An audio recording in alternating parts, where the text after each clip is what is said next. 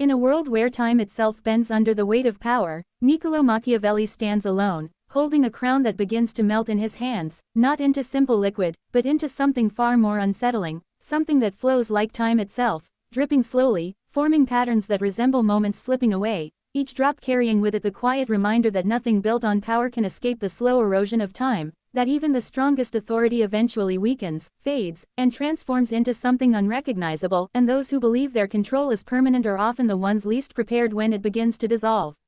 He does not rush, he does not panic, because he understands that reacting too quickly to loss only accelerates it, and instead, he observes, allowing the final drop to fall, watching as it disappears into the ground beneath him, and when he lowers his gaze, he does not see the present moment, but something far more unsettling, a reflection staring back at him that does not match who he is now, but who he will become, an older, sharper, more experienced version of himself, one that moves slightly ahead of his actions, as if it already knows the path he is about to take, as if it has already lived through the consequences of his decisions, silently reminding him that the future is never distant, it is always being formed in the present, built through choices that seem small in the moment but carry weight far beyond what is immediately visible. He studies this reflection carefully, recognizing that every hesitation, every calculated move, every moment of restraint contributes to shaping that version of himself, and that power is not only about influencing the world, but about transforming the self over time. He lifts his gaze slowly and finds himself seated upon a throne that appears fragile, cracked from every side, its surface marked by time, pressure, and unseen conflict, a structure that should have collapsed long ago, yet continues to stand, holding its form despite the damage, and in that moment, he understands that true authority is not defined by perfection, but by endurance, by the ability to remain intact even when fractures appear, because strength is not the absence of weakness, it is the ability to continue despite it. The cracks do not weaken the throne, they tell its story, they reveal the weight it has carried, and as he rests upon it, he does not see instability, he sees resilience, the quiet proof that power is tested before it is proven.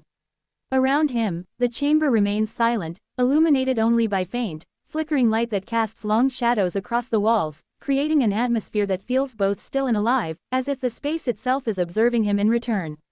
He turns toward a mirror standing in the corner of the chamber, its surface dim and slightly distorted, and as he looks into it, he expects to see a single reflection, but instead, he is confronted with many, countless versions of himself staring back, each one carrying a different expression, a different intention, a different truth, some calm, some ruthless, some uncertain, some calculating, all existing at once, forcing him to confront a reality that few are willing to accept, that identity is never singular, that within every person exists multiple selves, and the one that emerges is not fixed, but chosen, shaped by circumstance, pressure, and decision.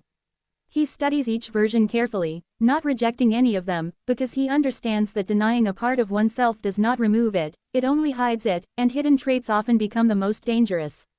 Instead, he observes, learns, and accepts, recognizing that true control comes not from pretending to be one thing, but from understanding every possible version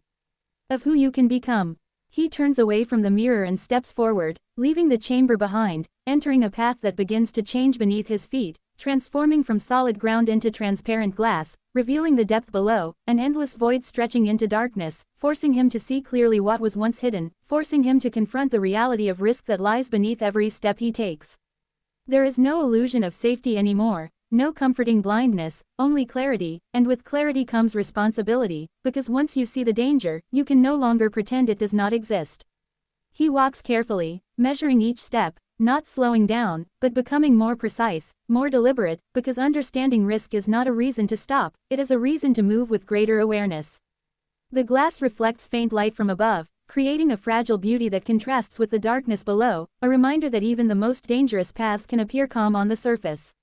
As he continues forward, the sky above him begins to shift, clouds moving in unnatural patterns, forming symbols that appear and disappear before they can be fully understood, as if the world itself is communicating in a language that is not meant to be easily read, a language that requires patience, observation, and interpretation. He watches closely, not attempting to force meaning where it is not clear, but allowing patterns to reveal themselves over time, because true understanding is never rushed, it is earned through attention. The symbols feel familiar yet distant, like thoughts that almost take shape but never fully form, reminding him that not all knowledge is immediate, some of it exists just beyond reach, waiting to be discovered by those willing to look deeper. Without warning, the ground disappears completely, and he finds himself seated once again, but this time upon a throne that floats above endless darkness, a void with no visible bottom, no clear boundary, and yet the throne remains perfectly stable, suspended in nothingness, defying logic, forcing him to confront one of the most uncomfortable truths about power, that it often exists without foundation, that stability is not always real, and that those who rise to the highest positions are often supported by structures that cannot be seen, understood, or trusted. He does not panic, because panic is the reaction of those who expect certainty, and he no longer expects it. Instead, he accepts the instability, understanding that control is not about eliminating uncertainty, but about remaining steady within it. In front of him, a door appears, simple, silent, yet impossible to ignore, and as he approaches it, he feels the weight of decision, because he understands that every door represents a choice, and every choice carries consequences that cannot be undone. He places his hand on the door and opens it slowly, and as it reveals what lies beyond, the world splits into two distinct realities, one filled with light, clarity, and visible paths, the other consumed by darkness, uncertainty, and hidden dangers, both equally real, both equally possible, and in that moment, he understands that there is no perfect choice, only different outcomes, and that avoiding decision is itself a decision, one that often leads to the worst result. He does not hesitate, because hesitation creates weakness, and weakness invites loss, and so he steps forward, accepting whatever consequences follow. As he moves deeper into this shifting world, he finds a book in his hands, its surface old and worn, yet filled with presence, and before he can open it, it ignites, bursting into flame, burning rapidly until it turns into ash, only to reform again, restoring itself completely, repeating the cycle endlessly. Destruction followed by renewal, over and over, revealing a truth that few fully understand, that knowledge cannot be destroyed, it only changes form, it adapts, it rebuilds, it evolves, and those who truly understand it are never left empty, because learning is not a single moment, it is a continuous process, one that does not end, no matter how many times it appears to disappear. And finally, as silence begins to take over once more, he stands still, the world around him fading into darkness, until only he remains, and in that stillness, something shifts, his shadow, once connected to him, begins to separate, moving forward on its own, walking ahead into the unknown while he remains behind, watching, observing, feeling the distance between who he is and who he is becoming.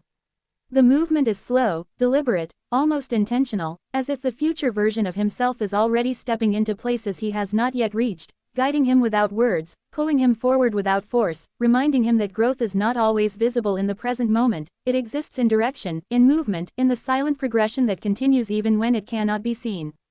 And in that quiet realization, Machiavelli does not resist, he does not question, he does not attempt to control what cannot be controlled, he simply observes, understands, and accepts, because he has come to realize something deeper than power itself, something greater than control, that everything changes, everything evolves, everything moves, and those who survive are not the ones who try to freeze the world in place, but the ones who learn how to move with it, how to adapt to it, how to see beyond what is obvious, and how to remain steady even when everything around them refuses to stay the same, because in the end, power is not something you hold, it is something you understand, something you navigate, something you survive, and those who truly master it are not the ones who dominate the world, but the ones who learn how to exist within its constant transformation without losing themselves along the way.